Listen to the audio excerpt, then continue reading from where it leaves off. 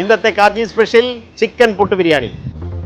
ഈ പുട്ട് ബിരിയാണിക്ക് നമുക്ക് വേണ്ടത് ചിക്കൻ വേണം, മുട്ട വേണം, ഒണിയൻ സ്ലൈസ് വേണം, ടൊമാറ്റോ സ്ലൈസ്, ഇഞ്ചി, പച്ചമുളക്, വെളുത്തുള്ളി, മല്ലിയില, പിന്നെ മസാലകളായ മുളക് പൊടി, മഞ്ഞൾപ്പൊടി, മല്ലിപ്പൊടി, പെരിഞ്ജീരക പൊടി, ഗരം മസാല പൊടി, ഉപ്പ്, ജിഞ്ചർ ഗാർലിക് പേസ്റ്റ്, സ്വല്പം നെയ്യ്, വെളിച്ചെണ്ണ. ആവശ്യത്തിന് വെളിച്ചെണ്ണ ഒഴിച്ചു കൊടുക്കാം. അതിനകത്തേക്ക് പെരിഞ്ജീരം നമുക്ക് ഇട്ട് കൊടുക്കാം. വെളുത്തുള്ളി, ഇഞ്ചി ഇതെല്ലാം കൂടി നല്ലോണം ഒന്ന് വഴറ്റിയെടുക്കാം. ഇതിലേക്ക് നമ്മൾ സവാള അരിഞ്ഞു വെച്ചത്, ആവശ്യത്തിന് പച്ചമുളക് ഇട്ട് കൊടുക്കാം. കുറച്ച് ഉപ്പ് കൂടി ആഡ് ചെയ്യാം. നമുക്ക് ഈ സവോള ഒന്ന് ഗോൾഡൻ ബ്രൗൺ കളർ ആകുന്ന വരെ ഒന്ന് വഴറ്റിയെടുക്കാവേ. ഗോൾഡൻ ബ്രൗൺ ആയി കഴിഞ്ഞാൽ അടുത്ത സ്റ്റെപ്പ് നമ്മൾ ചെയ്യേണ്ടത് ഇഞ്ചി വെളുത്തുള്ളി അരച്ചത് ഇട്ട് കൊടുക്കുക എന്നുള്ളതാണ്. ഇതിലേക്ക് നമുക്ക് മഞ്ഞൾപ്പൊടി, മുളക് പൊടി, മല്ലിപ്പൊടി, പെരിഞ്ജീരകപ്പൊടി നല്ലോണം നമുക്ക് മിക്സ് ചെയ്യാം. തക്കാളി അരിഞ്ഞു വെച്ചിരിക്കുന്നത് നമുക്ക് ഇട്ട് കൊടുക്കാം. കുറച്ച് വെള്ളം നമുക്ക് ആഡ് ചെയ്ത് കൊടുക്കാം.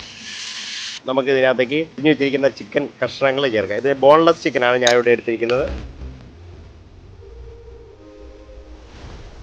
ഗരം മസാലപ്പൊടി, മല്ലിയിലയും പുതിനയിലയും കൂടി അരിഞ്ഞതാണ്.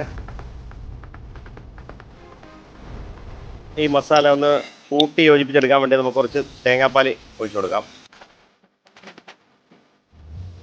നമ്മുടെ ബിരിയാണി മസാല ഏകദേശം റെഡി ആയിട്ടുണ്ട്. ഇനി നമുക്ക് പുട്ട് പൊടി നമ്മൾ കുഴച്ചെടുക്കണം. അതിലേക്ക് നമ്മൾ കുറച്ച് ക്യാരറ്റ് അരിഞ്ഞത്, മല്ലിയിലയും പുതിനയിലയും കൂടി അരിഞ്ഞത് മിക്സ് ചെയ്യുക.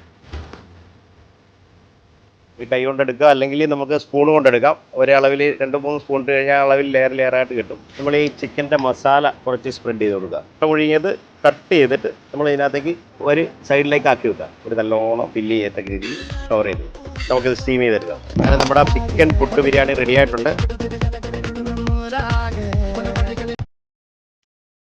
അങ്ങനെ നമ്മുടെ ഇന്നത്തെ വിഭവമായ Kargil special chicken puttu biryani ready ആയിട്ടുണ്ട്. ഇനി ഒരു കാർജിൽ സ്പെഷ്യലുമായിട്ട് നമുക്ക് വീണ്ടും കാണാം. ബൈ.